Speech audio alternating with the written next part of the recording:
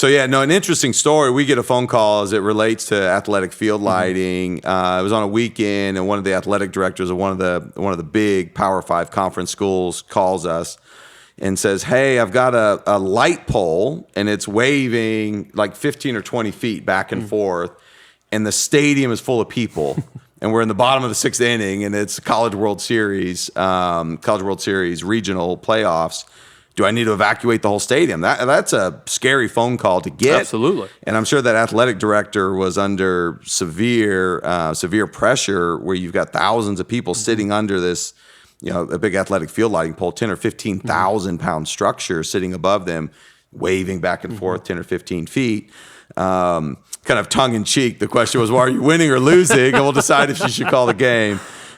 Fortunately for that client, that particular pole was okay to finish the game.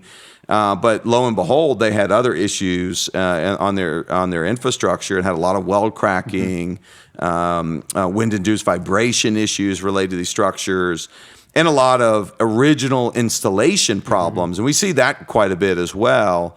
Where because you don't have the same code standards and specs that are really driving regulation on the lighting part of our infrastructure, like we do on the utility part of our infrastructure, you have these folks out there that are just like the Wild West on quality of installation and quality of contractors and oversight.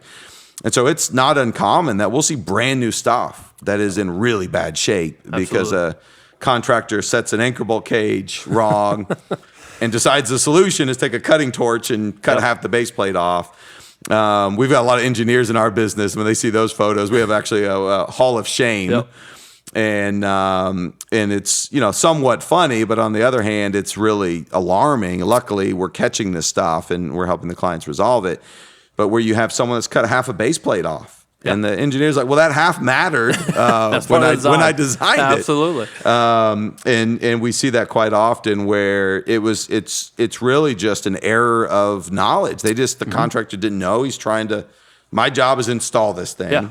And the way I'm going to install it is a cutting torch. Yeah, it's the duct tape mentality, right? Duct tape fixes all things. Yeah, right? it's there. It's not the case, right? I get paid and I move on to the next job, right? Yeah, and we see far too much of that, unfortunately.